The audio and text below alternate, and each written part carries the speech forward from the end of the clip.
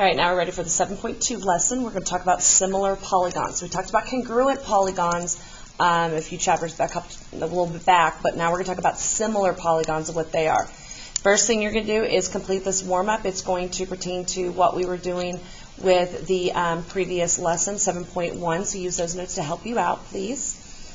And then we'll talk about similar polygons. I want you to first notice the notation. Congruent was an equal sign with a little squiggle above it. Similar is just going to be that squiggle. Okay? We are looking at two polygons are similar if and only if, now pay attention to this, your corresponding angles are congruent. Okay? So we still have the corresponding angles are congruent, but now we're no longer the same size. So your corresponding side lengths are now going to be proportional. Okay, so we're looking at this proportional. And when we see that, a lot of times we'll use notation with just that colon. Sometimes you'll see it in the fraction form again. So when we look over here, this I know can get really, really confusing, but it's just telling you here we have congruent angles A and W, congruent angles B and X, C is congruent to Y, D is congruent, okay, just exactly the same. Now here, this is how we're going to see it a lot written, where we're going to put our corresponding sides in fraction form. That way we have our proportions set up, like what we did in the last unit. So here, side AB will correspond with side WX. We have AB over WX, and those will be number length values. And I'll show you exactly how to tell which one goes with which, okay? So the first thing here we have is triangle ABC is similar, so we have that little similar symbol again. We want to name the congruent angles and the proportional corresponding sides. So if we take a look here, what I'm going to do is I'm going to draw these out. So I'm going to have triangle ABC, and then I'm going to have triangle DEF. One I'm going to make a little bit bigger than the other. Sorry about the screen there for a moment. And we already know how to find our corresponding sides, okay? We've learned how to find our corresponding sides. The first letter goes with the first letter. So angle A will correspond and be congruent with angle D. Next, we have B is going to correspond with E. So angle B will correspond and be congruent with angle E. This part I actually probably should have left for you guys to do. And then we have angle C corresponds with angle F, therefore those are congruent as well. Now when you find the side lengths of these, what we want to do is, since we don't have measurements, we need to look at those. We do the same thing we've done with finding your corresponding sides, where they're just looking different now. We're using this notation, okay, proportional notation instead of a similar or congruent or equal symbol. So here we have that AB right here is going to correspond with DE. Remember to keep those letters in the correct order. So this will correspond with DE. And this is supposed to be, not sure why it does this sometimes, but the lines are supposed to be above it, not below it. So this will be segment AB as proportional to segment DE. And a lot of times you can use different colors. If you don't have different colors, you can use like different, like here I drew a straight line. So from BC, I'll do like a little squiggly line so I can tell the difference. Since they're not congruent, we can't put congruent tick marks.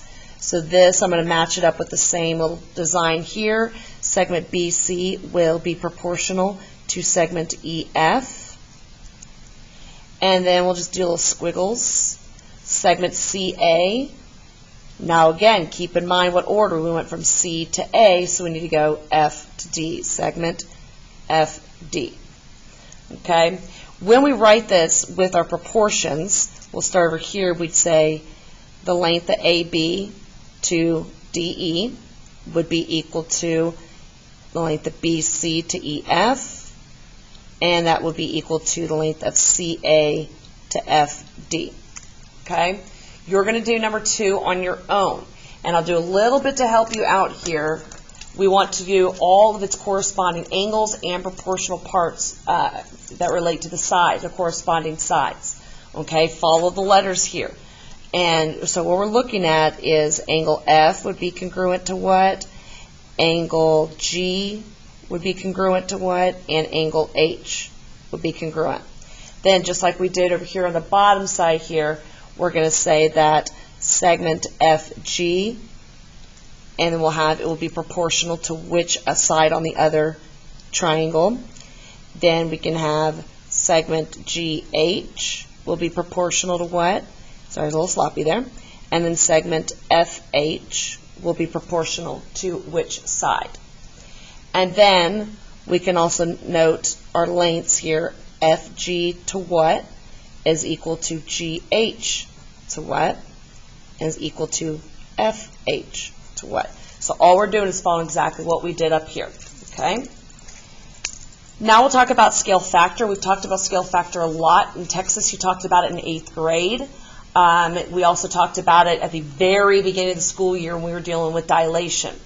We need to remember that our scale factor is going to be a ratio. It's a ratio of the lengths of your corresponding sides of two similar polygons that are going to take you from a pre-image, which is your original, to your image. Okay? So in the example we have over here, we're saying the triangle ABC is, oh look, there's that similar figure, that similar symbol again. They're going to have a scale factor of triangle ABC to triangle XYZ of 3/6. Always simplify that to 1/2. So what that means is to go from the triangle ABC to triangle XYZ here to here, we'd have to, our scale factor is always a multiplier. We'd multiply by 1/2. And then note that if we want to go the other direction, if we're going to go from triangle XYZ to triangle ABC, we're going to do the opposite. We're going to have to do the reciprocal of that 1/2, which end up being 2/1, simply multiply by 2. Okay? So when you have a similarity transformation, it's going to either enlarge or it's going to reduce the size. Okay, based on that scale factor.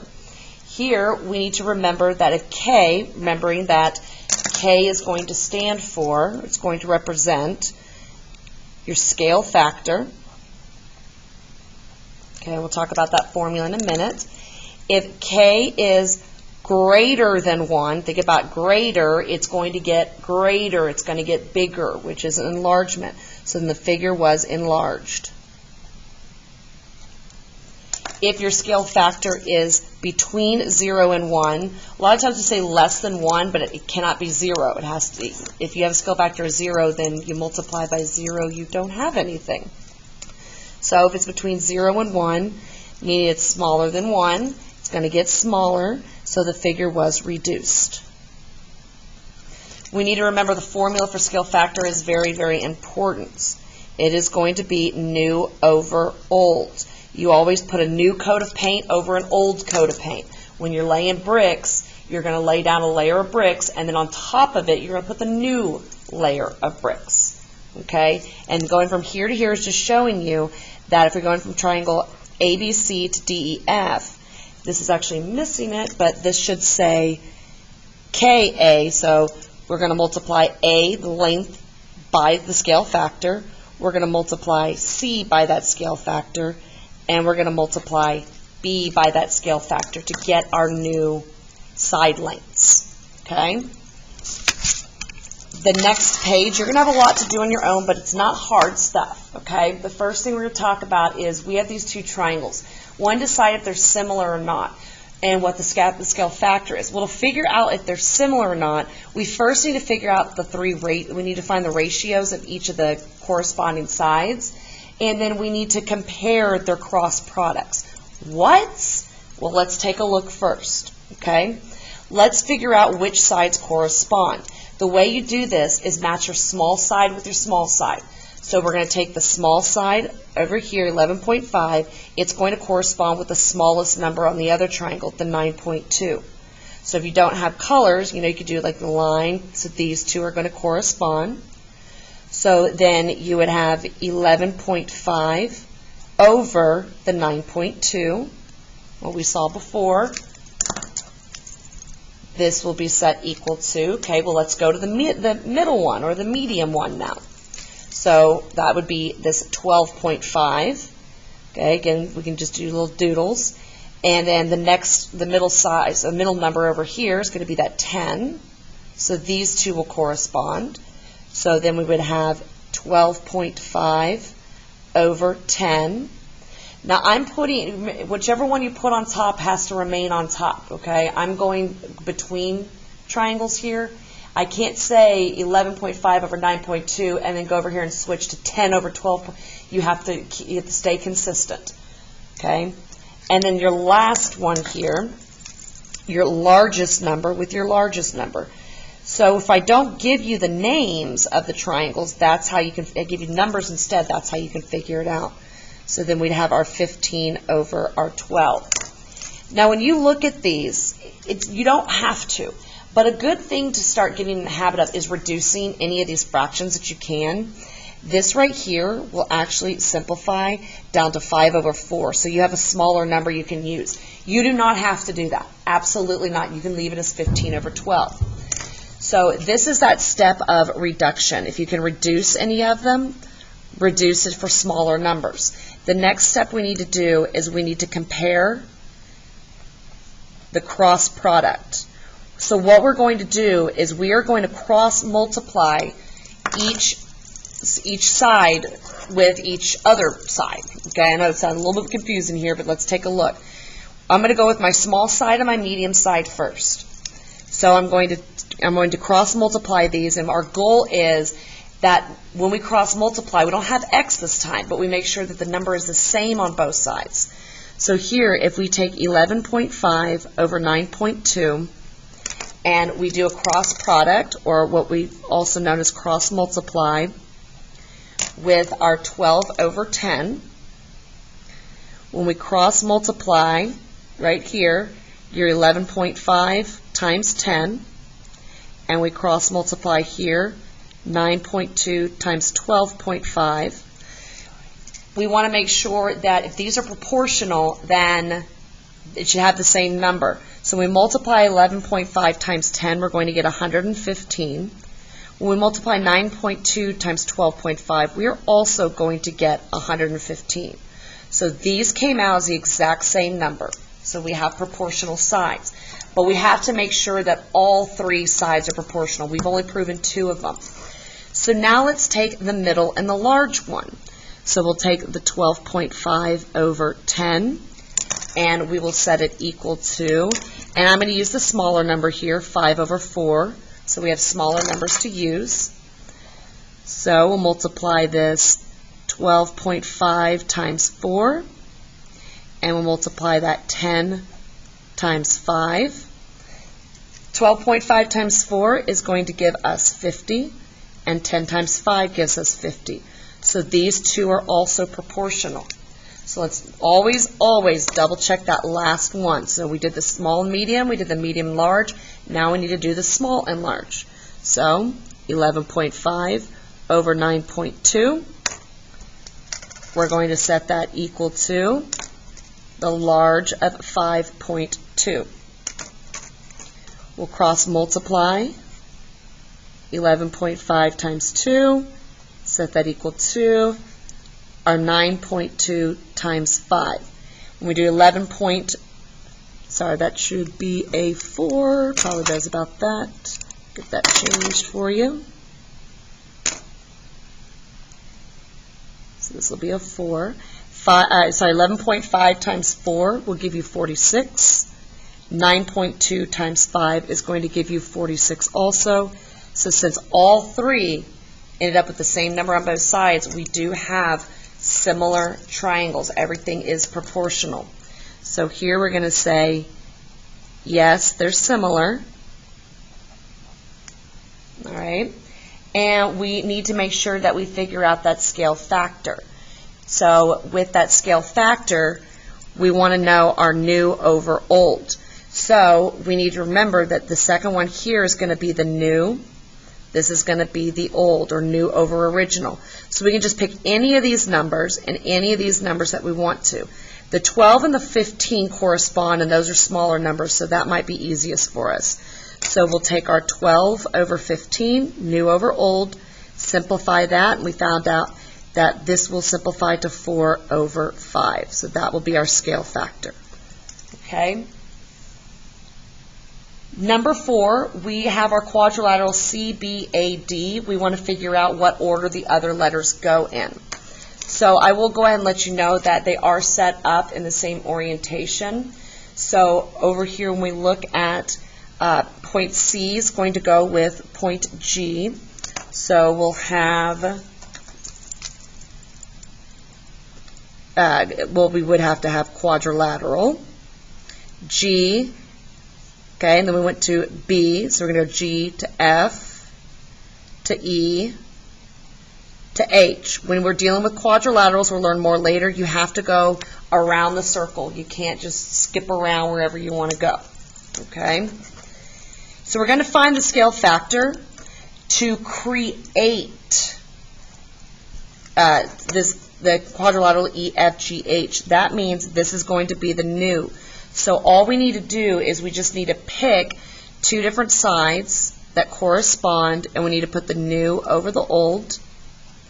So we have X, Y's, and Z's. So we have to pick these sides, two sides that have numbers. And all we have here is our 2.5 and our 10. So we're going to put the length of DC over the length of HG. So we'll have, Miss Collins is not doing new over old. We got to reverse that. Our new is EFGH. So here we go. We got to do 10. So we have to do HG over DC. Always new over old. Here's our new. I don't want to write that because it's going to change in a little bit. So HG was our 10 over the 2.5. And you can always double check yourself, okay? When we divide this, we don't want a decimal point in a fraction. So divide it out, we're going to come up with 4. What we can then look at and say, okay, if the scale factor is 4, when I went from the first original quadrilateral to the new, it should have gotten bigger because our scale factor is bigger than 1. And that's exactly what happened. If we ended up with a smaller number, we know we went wrong somewhere. You're going to find the scale factor of going from, or to create quadrilateral ABCD. So you're going to go the other direction, kind of what I accidentally did earlier. Okay? Now to find X, Y, and Z on here, we just use proportions. Okay? We can use the same 2.5 and 10 because those two sides have numbers there. And we need to make sure that we are looking at corresponding parts. I'm going to solve for X, you're going to find Y and Z. Here we know again we're going to be using these two sides to help us out, just to make it a little bit easier. Make sure that we see our other corresponding parts. X over here will correspond with the 16. And then our Y down here, you can do a loop-de-loop right here. Y is going to correspond with the 3. And then our Z will correspond with this 5 over here. Okay, so this is how we're going to find X, Y, and Z. I'll show you X. You will do Y and Z. So again, I'm going to use the 2.5 and the 10. So we're going to set 2.5 over 10 equal to, well, where's my X? Well, 2.5 went on top, so I got to put X on top, over 16, because that's the one that matched. And there's not a whole lot of room here. Okay, so we're going to wind up with 10X is equal to 2.5 times 16 is going to give you 40. When you divide both sides by 10, X will come out to 4. So you're going to do Y and Z just like that. I would just use the 2.5 over 10 just to stay consistent. All right? Then I want you to find the perimeter of quadrilateral ABCD. So what you're going to want to do while you're doing this is make sure that you're plugging in the numbers up here also, so you can just add them all together to figure out your perimeter. Then you're going to find the perimeter of quadrilateral EFGH, okay, by adding the 4 sides together. I'm not going to do that with you. Then G wants the ratio of the perimeters. So it doesn't say which one, so we'll just say let's do let's do the perimeter, the ratio of the perimeter of A, B, C, D to the perimeter of E, F, G, H. So all you're going to do is take the number that you get from E and F and plug them in here and simplify. Okay? And the last thing I want to talk about on here is just the perimeters of similar polygons. You have two polygons that are similar, then their perimeters are proportional as well, and they will have the exact same scale factor as the side. So if you go from one side, the side of one polygon to the enlarged or reduced, whatever the scale factor is, whatever you multiply it by, you'll do the same exact thing with the perimeters. Okay? Please do complete all these problems on your own, or at least try them. We'll go over them in class.